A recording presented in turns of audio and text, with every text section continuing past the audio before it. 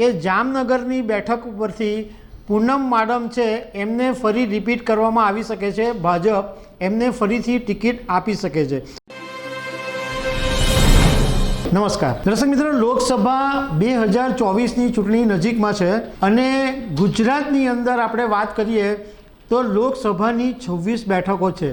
રાજકારણના જાણકારોનું કહેવું એમ છે કે ભાજપ આ વખતે લોકસભાની ચૂંટણીમાં કોઈક નવો પ્રયોગ કરી શકે છે અને જે જૂના સાંસદો છે અથવા વધારે ટર્મથી જીતે છે અથવા જેમની ઉંમર થઈ ગઈ છે એ બધાની ટિકિટ કાપવામાં આવી શકે છે। પરંતુ અત્યારે જે કેટલાક સમીકરણો બન્યા એ જોતાં એવું લાગે છે કે જામનગરની બેઠક ઉપરથી પૂનમ માડમ છે એમને ફરી રિપીટ કરવામાં આવી શકે છે। ભાજપ એમને ફરીથી ટિકિટ આપી શકે છે। તો એના વિશે તમારી સાથે વાત કરીશું। મારું નામ રાજેશ શાહ છે અને તમે જોઈ રહ્યા છો ખબર છે .com। દર્શક મિત્રો, જામનગરના સાંસદ પૂનમ માડમ અત્યારે ચર્ચામાં આવ્યા છે અને રાજકારણના જાણકારોનું કહેવું એમ છે કે એમને ભાજપ આ વખતે ફરીથી ટિકિટ આપશે। પૂનમ માડમ પહેલાં કોંગ્રેસ પાર્ટીમાં હતા, પરંતુ એ પછી એમણે કોંગ્રેસ સાથે છેડો ફાડી અને તેઓ ભાજપમાં જોડાયા હતા અને 2012માં ભાજપે તેમને વિધાનસભાની ચૂંટણી લડાવી હતી અને તેઓ ધારાસભ્ય બન્યા હતા, મતલબમાં ગુજરાત વિધાનસભામાં પહોંચેલા।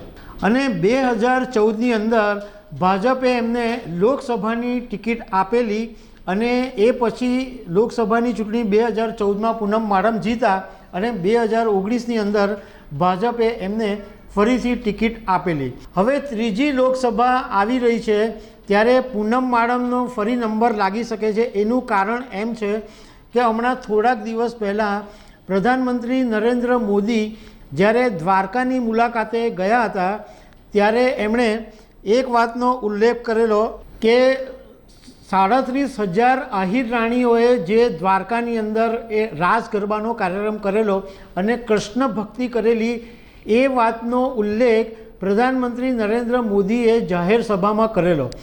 અને આ જે 37 આહિર રાણીઓનો જે રાસ ગરબાનો કાર્યક્રમ હતો એમાં પૂનમ માડમનું યોગદાન ખાસું મોટું હતું। એટલે રાજકારણના જાણકારો એવું કહે છે કે આ એક એવો સંકેત છે, કારણ કે પ્રધાનમંત્રી નરેન્દ્ર મોદી એમને કોઈ વાત કહેતા નથી।